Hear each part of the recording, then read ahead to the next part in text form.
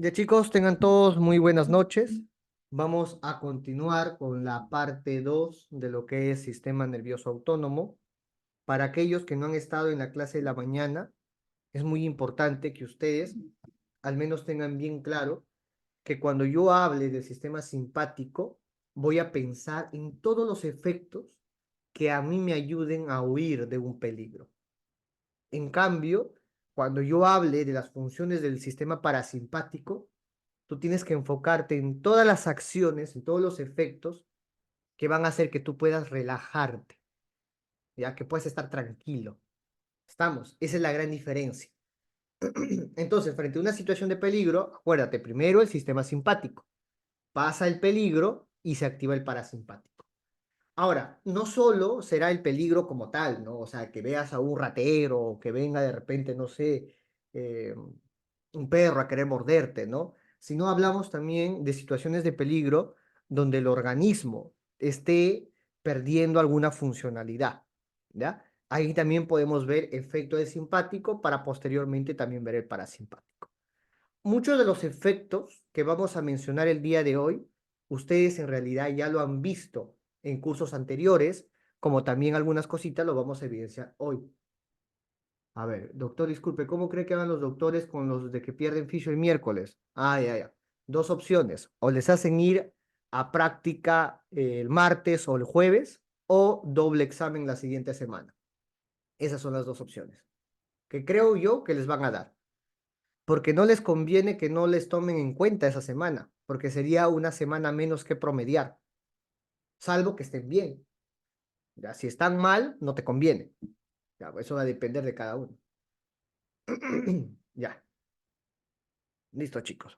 Entonces, vamos a empezar a ver los efectos del sistema nervioso. Primero, vamos a evidenciar acá el efecto que hace a nivel del cerebro. Y a nivel del cerebro, lo que va a hacer es aumentar el flujo sanguíneo. ¿Para qué?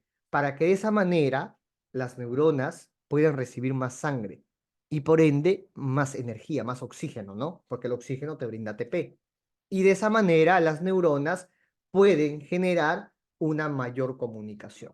Y tú puedas estar listo neuronalmente frente a cualquier situación de peligro, ¿no? Por eso te pone un estado de alerta, ¿no? Te pone más mosca. Ahora, también puede generar una disminución de los neurotransmisores, puede liberar menos. Esto sobre todo cuando se dé una situación donde la corteza esté entrando en un defecto. Por ejemplo, un accidente cerebrovascular isquémico. En el accidente cerebrovascular isquémico, las neuronas empiezan a morirse y liberan el glutamato.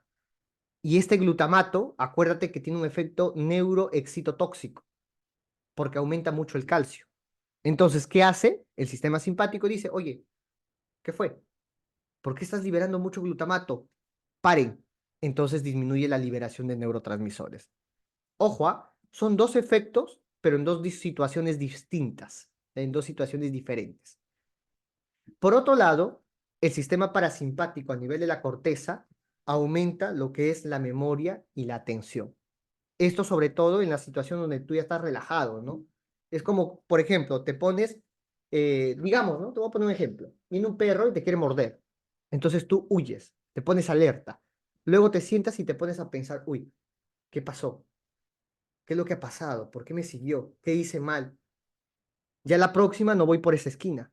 Memoria, ¿no? Ya no paso por esa calle. Eso es lo que promueve el parasimpático, pero ya cuando tú estás calmado. A nivel ocular, ustedes ya lo saben, acá ya están bien doctos. Ustedes ya saben que la adrenalina, voy a ponerlo por acá, la adrenalina genera la contracción de las fibras radiales, ¿no? Y de esa manera yo genero midriasis. En cambio, en cambio, la acetilcolina va a generar la contracción de las fibras circulares. Y de esa manera aprieto la pupila y genero miosis, ¿no? Entonces la acetilcolina genera miosis. Pero muy aparte de ello, también te puede generar un efecto a nivel del cristalino, ¿no? Porque también va a generar contracción de lo que son músculos ciliares. En el caso del parasimpático, genero la contracción del músculo ciliar, por ende, promuevo la visión de cerca, porque ya pasó la situación de peligro. Ya no me interesa, no quiero estar relajado. Pero cuando está el simpático, el músculo ciliar se relaja y por ende tengo visión de lejos. Yo no necesito explicarte cómo, eso ya lo sabes por fisiología de la visión. Entonces tú permites ver de lejos para estar más alerta frente a los peligros.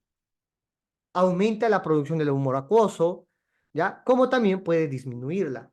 Ahora, fisiológicamente esto no se da, pero farmacológicamente sí se puede dar. Por eso es que existen fármacos que pueden ir sobre todo a accionar frente a los receptores de tipo alfa 2, ¿ya? Sobre todo, escuchen, receptores alfa 2. Ese es el que más me interesa en situaciones farmacológicas. Por ejemplo, glaucoma, ¿ya? Listo. En visión creo que no hay mucho problema. Creo que todos lo tienen súper claro. A nivel de glándulas, yo creo que existe la problemática, sobre todo porque cuando agarramos glándulas, tenemos un énfasis de lo que es el sistema parasimpático, con una única excepción, que es mediante la acción de receptores beta 2. Incluso el simpático puede generar la liberación de acetilcolina. Por eso es que no está totalmente claro esto. Sin embargo, la mayoría de literaturas te hacen la comparativa acá, en la parótida, en la glándula parótida. Y la glándula parótida no es la responsable de producir mayor cantidad de saliva, ojo, pero sí es responsable de generarte secreciones con alta cantidad de enzimas que te promueven la digestión.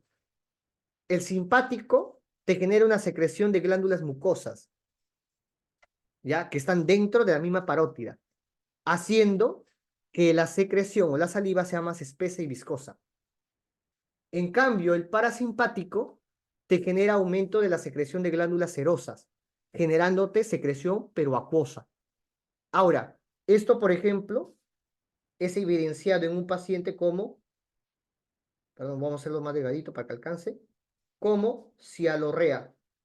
Y ustedes seguramente, cuando hagan sus experimentos con el chivito, que tocan esta semana, van a ver que va a empezar a salivar bastante. Cuando hagan, por ejemplo, una estimulación con pilocarpina o cualquier cosa que te aumente actividad colinérgica, ¿ya? Van a observar bastante cialorrea.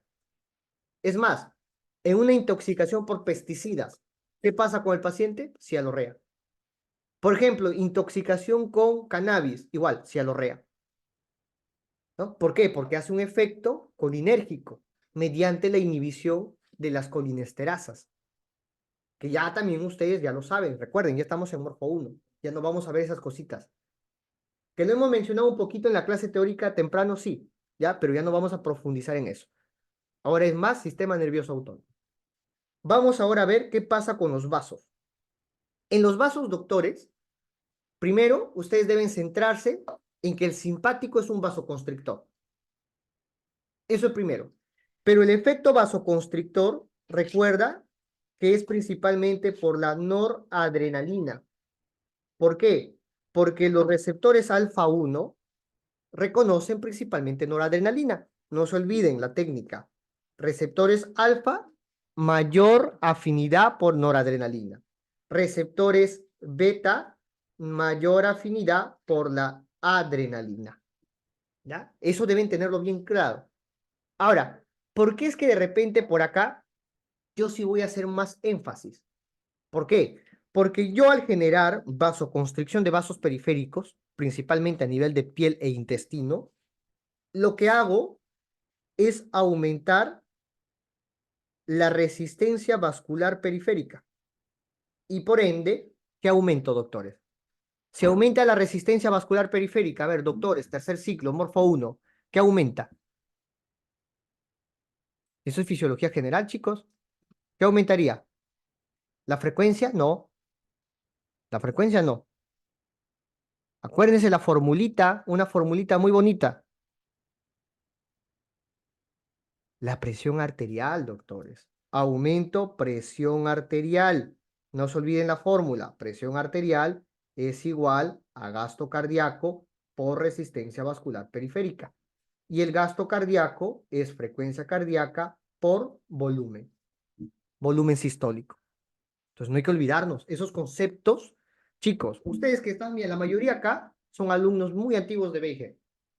Esos conceptos que les damos en el transcurso de los ciclos, incluso en este ciclo, jamás se olviden, chicos. Jamás. Porque eso va a marcar la diferencia cuando ustedes lleguen a clínicas, cuando ustedes lleguen a internado y va a marcar la diferencia como médicos. Entonces, aprendan bien esos conceptos. ¿Ya? Entonces, alfa 1, acuérdate, vasoconstricción, por ende, aumenta resistencia, por ende, también te aumenta presión arterial. En cambio, los beta 2, que también puede ser efecto del simpático, pero ahora ¿por quién? Por la adrenalina, ¿no? ¿Qué hace? Vasodilatación de músculos periféricos. ¿Y por qué yo hago vasodilatación de músculos periféricos? Para que llegue más sangre al músculo. Entonces el músculo esquelético que recibe más sangre tiene más oxígeno, por ende tiene más ATP y por ende se contrae mejor y por ende puedes huir del peligro. ¿Ve? Todo tiene relación. Yo les pregunto algo. Por ejemplo, si alguno de ustedes encuentra un paciente que entra en shock, ¿qué fármaco darían? ¿Adrenalina o noradrenalina? Shock es caída de la presión arterial. ¿Qué daría, doctores? ¿Adre o nora? Noradrenalina, ¿no? ¿Por qué? Por su efecto alfa 1, porque de esa manera aumenta presión arterial. ¿La adrenalina ayudará? Claro, sí puede ayudar, sí te va a ayudar porque genera que la frecuencia cardíaca aumente, pero no al nivel que te hace la noradrenalina. Ya te voy a mencionar ahorita cuándo sí la adrenalina. Listo. En cambio, el parasimpático, a nivel de vasos sanguíneos, se dice que la mayoría no tiene en realidad inervación, pero indirectamente yo puedo tener un efecto colinérgico, entre comillas. Y esto ocurre principalmente cuando el simpático se inhibe. Si el simpático se inhibe, el simpático generaba vasoconstricción, ¿no? ¿Cierto? Eso sí, el simpático. Pero si ya no está el simpático, entonces las arterias se vasodilatan, porque ya no hay el estímulo simpático. ¿Ya? Hay que tenerlo en cuenta. Ahora, a nivel de arterias profundas del pene, a nivel de las arterias helicinas, va a generar vasodilatación. Pero acá sí quisiera ver, no sé si lo he puesto. A ver. Sí lo he puesto. Ya, de aquí lo explico. ¿Ya? ¿Qué pasa a nivel del pene? Pero ahí, por ejemplo, hace vasodilatación. Y en un ratito te voy a comentar cómo. Listo. Hasta acá, doctores, el primer bloque de órganos. ¿Bien entendido? Chicos, el primer bloque de órganos. ¿Lo están entendiendo? Chicos, por el chat, sí, no, puntito, no sé. Vamos, chicos. Sé que están cansados, yo también, pero hablen. Sí, perfecto. ¿Preguntas? ¿Preguntas? ¿Nada? Ya. Listo. Vamos al corazón. Al corazón, doctores, lo que tienes que acordarte, lo principal, lo que te va a venir sí o sí, es esto, miren. El efecto en la frecuencia cardíaca. Y este efecto en la frecuencia cardíaca es llamado efecto cronotrópico positivo. Los beta 1 jamás de los jamases se deben olvidar. Beta 1, frecuencia cardíaca aumentada. Esa es una ley que tú en la vida debes olvidarte. Jamás. Porque siempre lo vas a ver. Fármacos cardioselectivos actúan a nivel de receptores beta 1, como por ejemplo el bisoprolol o el atenolol, que deben tenerlo en cuenta. En cambio, el parasimpático, ¿qué hace? El parasimpático disminuye la frecuencia. Efecto cronotrópico negativo. ¿Cómo hace todo eso? Mira, indirectamente, lo que hace también, acá por ejemplo, es aumenta la velocidad de conducción. O sea, le dice al sistema de conducción, trabaja. le dice al nódulo sinusal, oye, marcapaso, late. Eso hace el simpático. Y cuando hace eso, se llama efecto dromotrópico positivo. ¿Qué más hace? Le dice al miocardio, oye, trabaja pues. Mira, el sistema de conducción está que trabaja y tú estás tranquilito. Pero el músculo cardíaco le dice, ya pues, si quieres que trabaje, dame más oxígeno. Y el simpático le dice, bueno, vasodilatación coronaria. Entonces la arteria coronaria se dilata, llega más sangre, el músculo happy, más energía. Se contrae mejor. Efecto inotrópico positivo. Y el parasimpático, todo a la inversa. Disminuye la contractilidad, ¿no? Efecto inotrópico negativo. ¿Por qué? Porque en los vasos coronarios hace un ligero efecto de vasoconstricción. Ojo, ojo, que acá también hay que rescatar que en realidad este efecto es un efecto indirecto. No existe un receptor en arterias coronarias del parasimpático, pero sí cumple lo que hemos visto acá, que cuando el efecto adrenérgico baja, entonces el efecto, en este caso vasodilatador, se pierde y la arteria empieza a disminuir su calibre. Y esto no es malo, doctores. Ojo, el cuerpo no es tonto. El cuerpo dice, no, ¿para qué voy a hacer que el parasimpático genere vasoconstricción directamente? Porque si hace eso cada vez que exista alguna intoxicación por colinérgicos o algún efecto que aumente la actividad colinérgica, todos los vasos se contraen. Entonces los tejidos no reciben sangre y empieza a ocurrir isquemia por todos lados. Imagínense, ¿no? Eso entonces es un método de protección del cuerpo humano que se ha generado mediante la evolución, que hay que tenerlo en cuenta también como un dato muy interesante. Más que todo para que lo entiendan, chicos, porque esto no te preguntan los doctores, ¿ya? Pero para que lo entiendan. Ahora, vamos a ir a la vía respiratoria. En la vía respiratoria, el simpático, mediante receptores V2, va a generar broncodilatación. O sea, te va a aumentar la entrada de oxígeno. Tú ya recibes más oxígeno.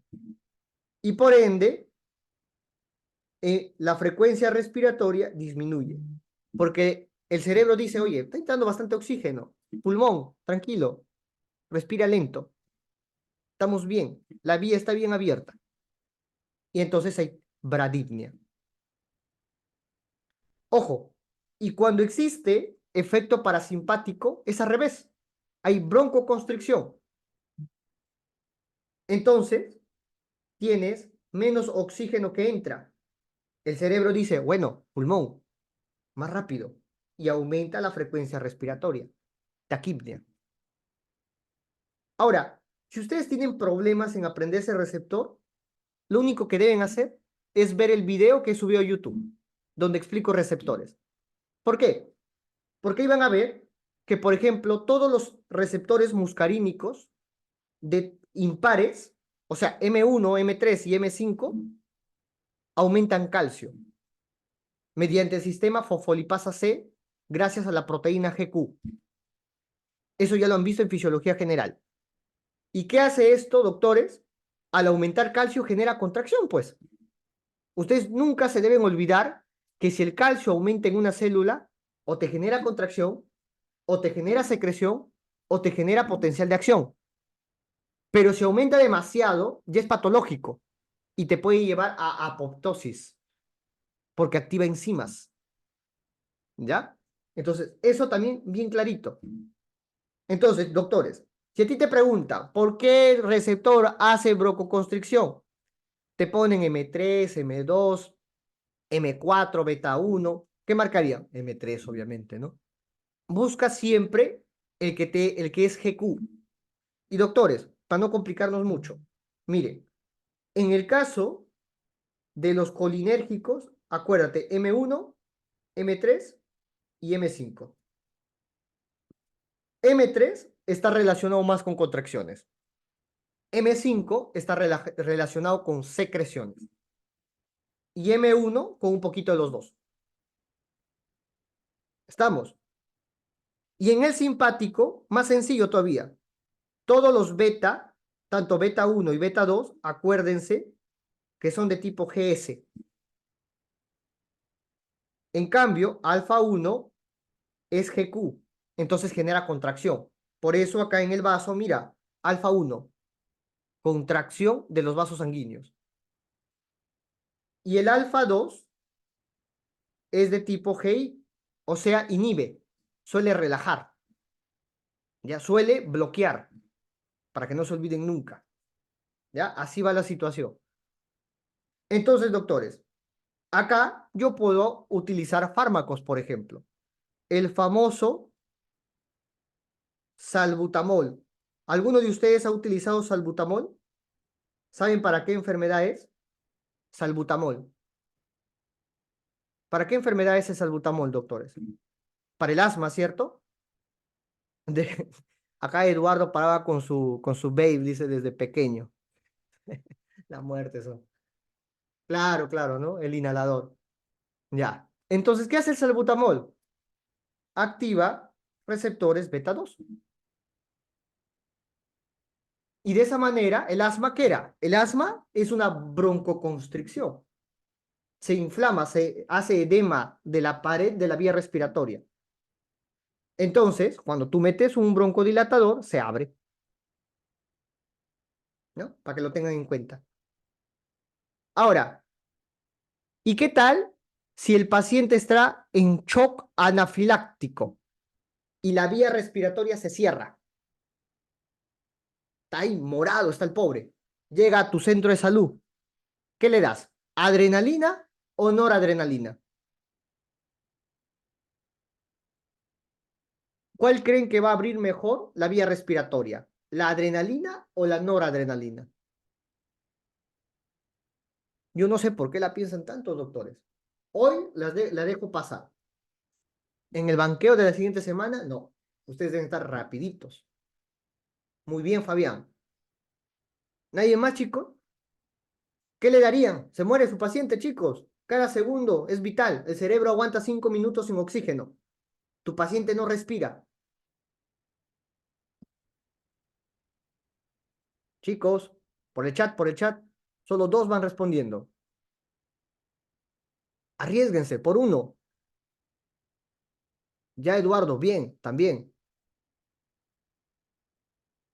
La adrenalina, pues, doctores. ¿Cómo lo sé? Porque hay receptores beta.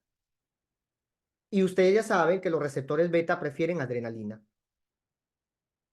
Doctor, pero no tengo adrenalina, tengo epinefrina. Ya, es lo mismo. Solo que la epinefrina es sintético. Nada más. La norepinefrina es igualito que la noradrenalina, pero también sintético. Listo. En el tracto gastrointestinal, yo les voy a hacer una técnica bien facilita. ¿Ya? Ojo que igual ahí está la pepita, pero yo quiero que haga lo siguiente. A ver, en el simpático, la adrenalina, o bueno, la noradrenalina acá, la noradrenalina hace lo siguiente, doctores. Ustedes van a poner acá pared, esfínter. Entonces, lo que hace la adrenalina es relaja paredes y contrae esfínteres. Yo les pregunto algo. Si tú relajas la pared y contraes esfínteres, ¿defecas más o defecas menos? Por ahí parta. ¿Defeca más o menos? Menos, ¿no? ¿Por qué? Porque tienes una pared que no se contrae, entonces no empujas. Esa contracción del intestino se llama peristaltismo. Entonces yo deduzco que disminuye el peristaltismo.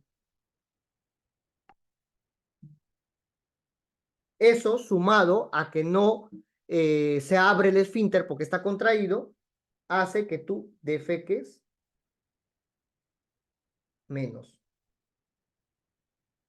Tú agarras el estetoscopio y le quieres escuchar los ruidos, no suena nada. No vas a escuchar nada.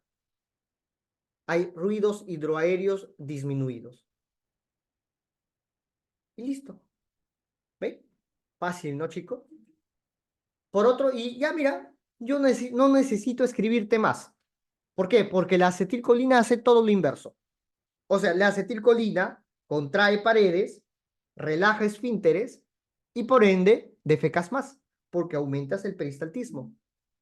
Tú le escuchas el abdomen y va a sonar como loco, va a haber una orquesta ahí adentro. ¿Por qué? Porque hay más peristaltismo, el intestino se mueve más, ¿ya? Entonces hay que tenerlo también en cuenta. Ahora, hay un efecto del simpático. Entonces, para las personas estreñidas le podemos... No, no, no, muchachos. Pero sí puede haber ¿cómo se diría esto?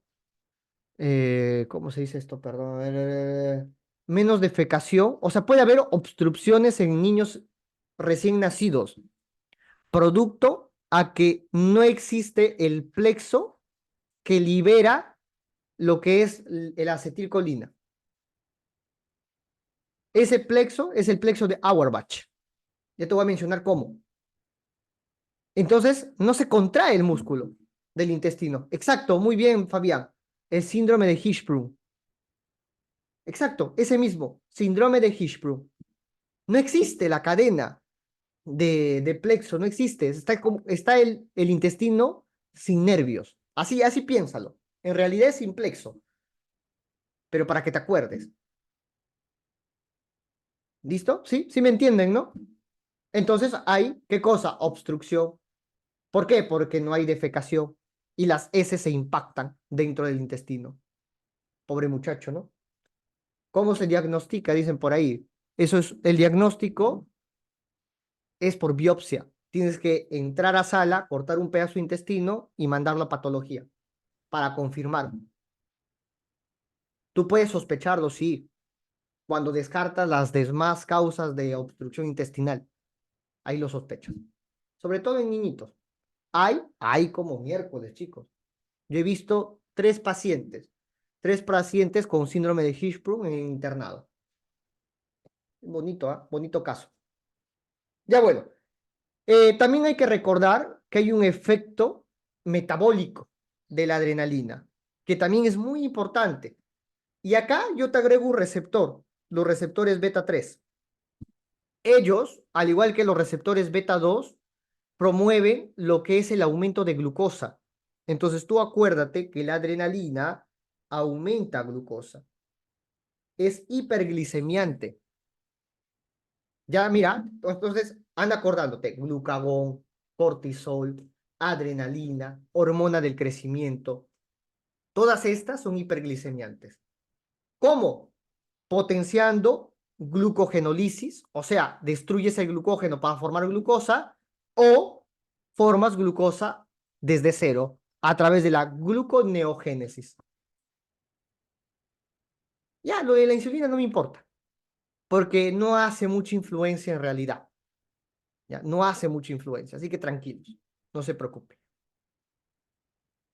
Y en el parasimpático, tampoco hay mucho que hablar, ya a nivel gastrointestinal. Lo que sí me gustaría que ustedes recuerden es acá, aumenta liberación de ácido gástrico. ¿Por qué, doctores? El parasimpático es un estimulador de mucosas, genera aumento de mucosidad, como también, en el caso del estómago, a través del nervio vago, promueve la secreción del ácido gástrico. O sea, promueve la translocación de las bombas de protones hacia la zona apical de las células parietales, para que de esa manera pueda promover mayor expulsión de hidrógenos y de esa manera formar ácido clorhídrico. Bioquímica. Listo. Ahora, vamos a ver qué genera a nivel del sistema reproductor. A ver, a nivel del simpático, yo voy a ver que genero eyaculación, pero también, muy importante, genero contracción del útero. Esta última, de contracción del útero y disminución del tono del útero, ha venido con frecuencia en exámenes. Al menos el año pasado, en el primer ciclo preguntaron y en el segundo ciclo preguntaron Entonces, está viniendo bastante. Esto de la eyaculación y la erección también, como miércoles está que viene, chicos. Bastante, bastante, bastante. Es una fija que viene mucho. Así que también hay que tenerlo en cuenta. Ahora, no te olvides, porque la mayoría se confunde porque te cambian el receptor. Entonces tú acuérdate, alfa 1 es GQ, contrae. En el caso de la eyaculación, va a contraer la uretra para que puedas expulsar, ¿no?, el semen. Y en el caso del alfa 1, contrae las fibras del miometrio. El beta 2, en cambio, es un GS. ¿Y esta qué hace? Tocólisis. Eso es disminución del tono. Ahora te voy a explicar cómo se genera la erección. Miren, en la sangre, oh, no, ¿dónde estamos? Ya. Acá, miren, esto es la sangre. Este de acá es la célula endotelial. Y este de acá vendría a ser la célula muscular. Y por acá, si quieres, pon adventicia. Ya, si quieres. Entonces, cuando una señal llega acá, principalmente a través de receptores M3, porque acá tiene que llegar la acetilcolina, cuando llega acá el M3, lo que hace es activar receptores de tipo GQ.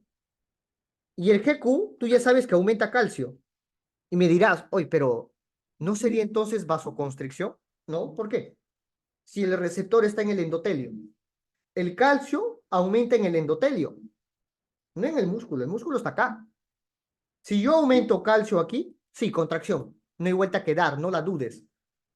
Pero tú estás viendo que el calcio aumenta acá. Y cuando el calcio aumenta acá, se une a la calmodulina, pero la calmodulina con el calcio lo que hacen en vez de generar contracción es activar al óxido nítrico sintasa inducible. Óxido nítrico sintasa inducible. ¿Y qué hace esta enzima? Su mismo nombre lo dice. Forma óxido nítrico. ¿En dónde? En el endotelio. El óxido nítrico es volátil. Se sale y va al músculo. Atraviesa la membrana con facilidad, porque es un gas. Va al músculo y genera la activación de la enzima guanilato ciclasa. ¿Qué hace la guanilato ciclasa? Convierte el GTP en GMP cíclico. ¿Y qué genera esto? Esto va a generar que el músculo se relaje. Y al relajar el músculo, el vaso se dilata. ¿Ve? Bonito, ¿no? Giuseppe, pero ¿y eso qué hace para que genere la erección? Ah, perfecto. Dentro de los músculos cavernosos, sobre todo, pasan estas arterias. Y cuando aumenta la sangre y se vasodilata, la presión dentro de ellas aumenta. Y esto hace que empiece a liberar sus sustancias, principalmente el oxígeno, hacia el músculo, haciendo que el músculo se contraiga. Y esto genera erección. ¿Ya? Esto genera la erección. Mnemotecnia. Acuérdate, parasimpático, para, porque genera erección. Y el simpático dispara. ¿Por qué? Porque genera eyaculación. No hay forma que te olvides, ¿ah? Por último, vamos a ver en la vía urinaria. Chicos, en la vía urinaria, tú tienes que acordarte lo siguiente, ¿ah? Simpático, vamos a ver primero. El simpático lo que hace es... Uy, perdón. El simpático lo que hace, doctores, a través de receptores, principalmente beta 1 y beta 2, más que todo beta 2, ¿ya? Más que todo beta 2. A nivel de beta 2, lo que hace es relajar el destrusor.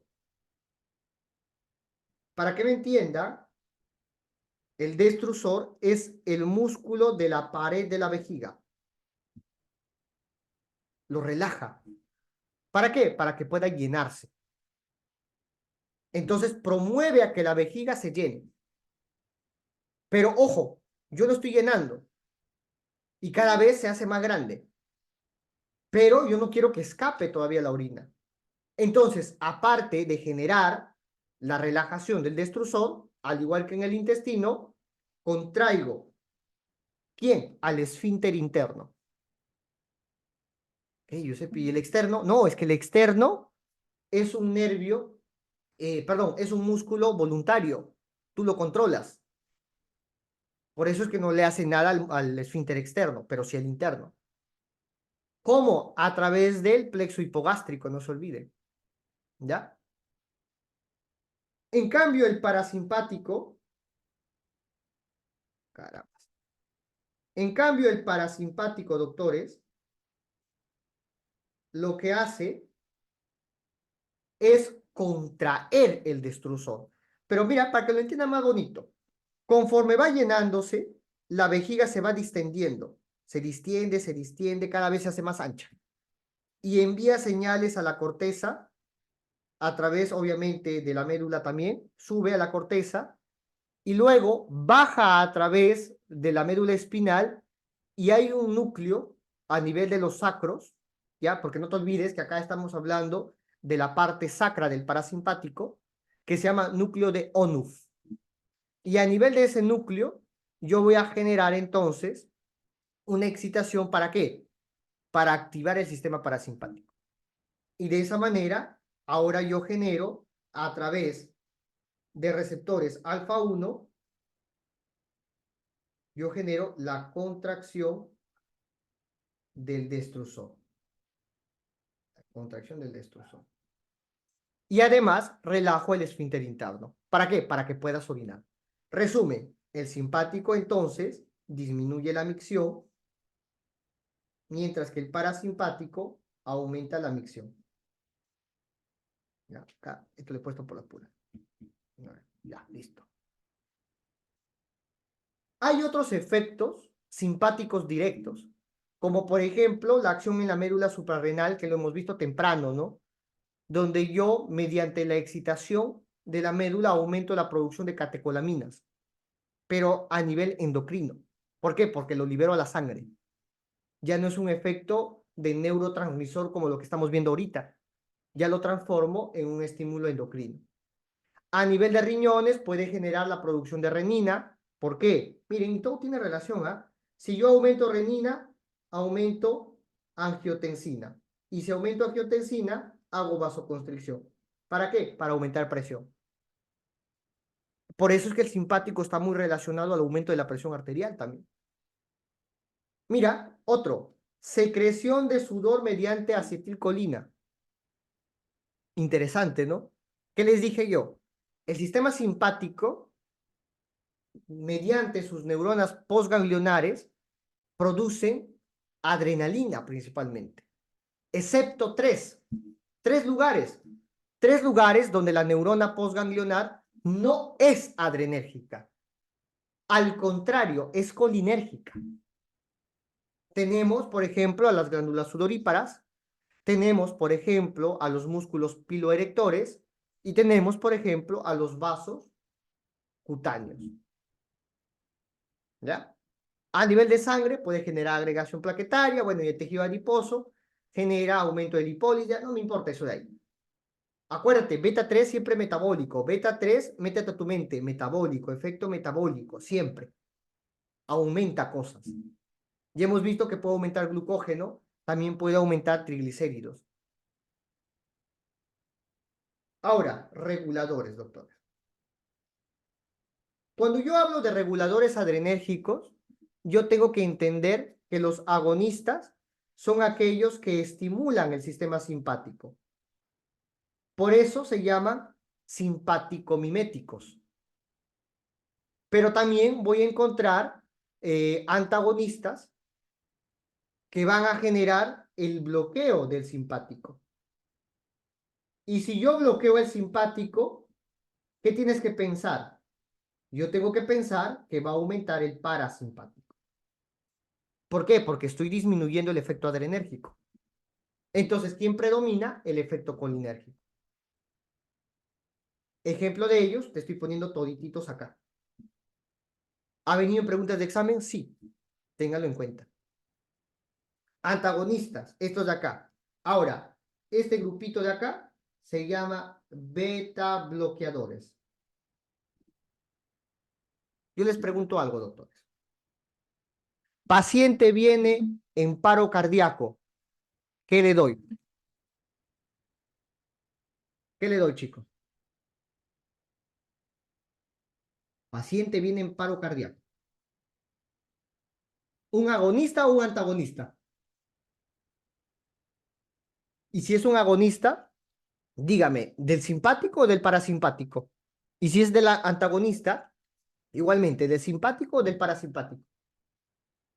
Pensemos, paro cardíaco, doctores, paro cardíaco. ¿Qué pasa en el paro cardíaco, chicos? El corazón deja de latir. ¿Cómo lo hago latir nuevamente? ¿Con el simpático o el parasimpático? Lo hago latir con el simpático. ¿Pero a quién? Al corazón. Eduardo, ¿está bien entonces alfa 1? Si yo quiero hacer latir el corazón. Ah, ven, cuidado. ¿Sería qué cosa? Beta 1, ¿no? Adrenalina. Pero si te viene en shock porque ha caído la presión, ahí diferente. ¿Y qué tal si tu paciente tiene taquicardia? Le ponen el pulsoxímetro, está con 250 de frecuencia cardíaca. ¿Qué le dan? ¿Qué le dan, doctores? ¿Qué le daría? Mira, tengo mucho latido. ¿Qué hago entonces? Parasimpático beta 1 no existe. No me mientan. Recuerden que sus profesores se están poniendo bien técnicos, ¿ah? Le doy un antagonista de simpático. Muy bien, Fabián. O estimulo el parasimpático. Tengo dos opciones. Pero ¿cuál es el que está más a mano? Bloquear al simpático. Ahora, ¿y qué elijo? De toda esta lista de fármacos que bloquean al simpático, ¿cuál elegirían? ¿Cuál creen ustedes que sería el mejor en base a la clase del día de hoy? Ya, atenolol, por ejemplo, ¿no? O el betasolol, ¿no? ¿Por qué? Porque yo quiero hacer bloqueo de beta 1. Son cardioselectivos. Entonces doy un beta block, pero de preferencia el atenolol. ¿Puedes dar propanolol? Sí, también puedes, porque también es un beta bloqueante. Yo quiero beta bloquear, así que tranquilos. Ahora, hay sustancias como las anfetaminas, la cocaína o incluso la cafeína que hacen un agonismo indirecto. ¿Por qué? Porque tienen dos mecanismos. Bloquean la recaptación de las moléculas de adrenalina, como también van a bloquear a la monoaminooxidasa, que es la que degrada a la adrenalina y noradrenalina. Si yo no tengo quien las degrade, entonces la adrenalina aumenta. Yo les pregunto algo, doctores. Si la adrenalina y la noradrenalina aumenta, ¿qué esperas encontrar en tu paciente? Le dices, a ver, mírame a los ojos. ¿Cómo están esos ojitos? Vasodilatados, perdón, ¿están en midriasis o miosis? Llega tu paciente taquicárdico, ¿qué ves en sus ojitos? Midriasis. Ah, piensa joven, ha venido de fiesta, intoxicación por cocaína o metanfetaminas. Claro, la dopamina también es un inhibidor de la recaptación de dopamina y la dopamina promueve la formación de adrenalina. ¿Por qué? Porque tiene la misma vía. Recuerden, las catecolaminas inician su formación de la tiroxina. Se forma la L-dopa, luego la noradrenalina en la vesícula y finalmente la adrenalina. ¿Ya? Eso ya lo hemos conversado también temprano. Eso se llaman inhibidores indirectos. O bueno, agonistas indirectos, perdón. Ahora, acá en colinérgicos, yo les voy a hacer recordar mediante este dibujito. Por ejemplo, ya, ustedes, yo no les voy a explicar todo esto. Bueno, a ver, rapidito nada más. Se junta la acetil-CoA con la colina gracias a la acetilcolina transferasa. Forman la acetilcolina, entra a la vesícula, se expulsa, actúa en el receptor. Esta actuación en el receptor tiene que parar porque si no el estímulo se prolonga y empieza a generarse un síndrome colinérgico. ¿Por qué? Porque tienes mucho efecto parasimpático. Entonces, la acetilcolinesterasa degrada la acetilcolina y yo recapto la colina. Entonces, a partir de ello, yo voy a decir, a ver, primero, acá yo puedo bloquear mediante el besamicol, que es un veneno que se encuentra en algunos reptiles, anfibios también. Luego, a ver, ya, supongamos que todo está ok. Puedo bloquear la liberación. ¿Cómo? Toxina botulínica. Perfecto. ¿Qué más? A ver, veamos. El receptor, puedo bloquearlo. A ver, ¿qué receptor me importa acá? Muscarínicos, ¿no? ¿Por qué? Porque el nicotínico me importa para sistema somatomotor, porque está en músculo esquelético. Entonces yo quiero bloquear receptores muscarínicos. Entonces acá entra la atropina. Si quieres bloquear nicotínicos, curare. Pero no te van a preguntar él. Ya no te van a preguntar del curare. Suponiendo que todo esto está ok, también puede haber una inhibición de la acetilcolinesterasa mediante pesticidas, órganos fosforados, el gasarín, neostigmina, ¿ya? La neostigmina también, o la fisostigmina, ¿ya? Cualquiera de ellos. Doc, el alopurinol, ¿qué era? ¿Qué era el alopurinol, doctores? Biología, eso es biología. No tiene nada que ver acá, nada.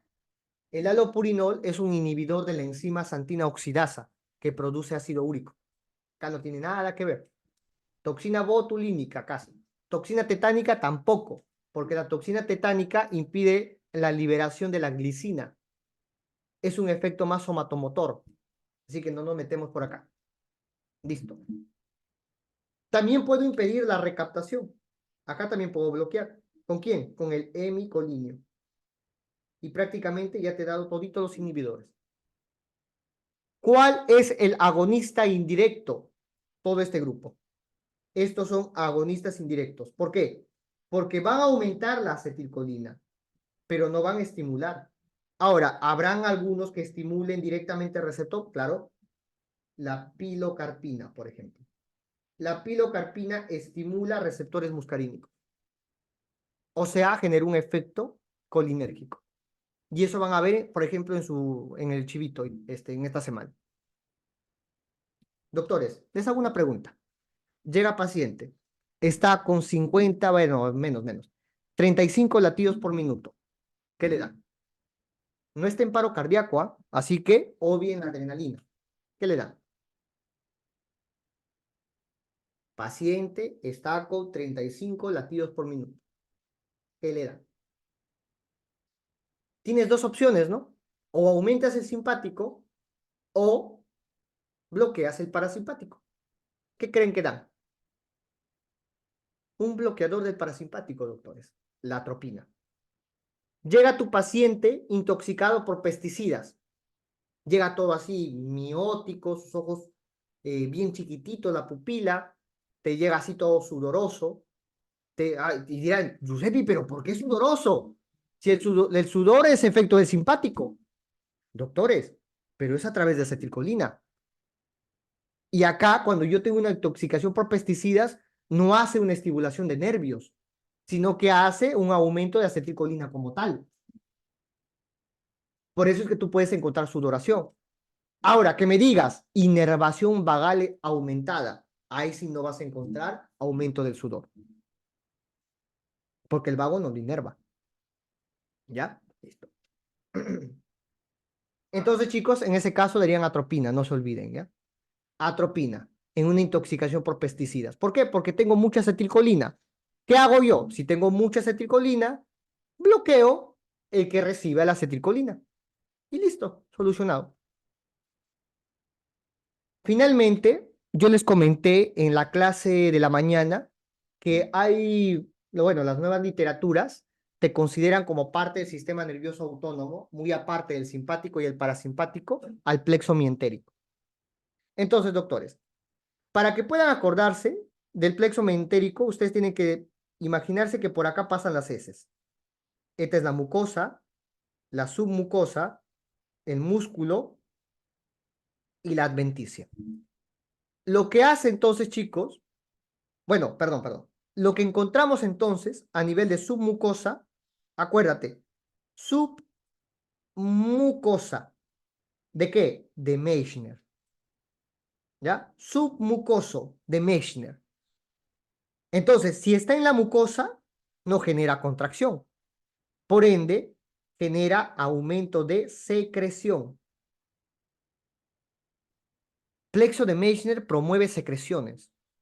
En cambio, mira el plexo mientérico de Auerbach. ¿En dónde está? En el músculo, justo entre la capa circular y la capa longitudinal. ¿Y qué hace entonces? Ah, si está en el músculo, entonces genera contracción. Genera regulación más que todo, ¿no? Regula la contracción y la relajación. Y listo, no se hagan problemas. En el caso del síndrome de Hirschsprung, no hay este plexo. Adiós plexo. Por eso es que se estanca todo. Chicos, ¿me han entendido? Doctores, ¿alguna pregunta? ¿No? ¿No hay ninguna pregunta, chicos? Para parar la grabación ya. Perfecto.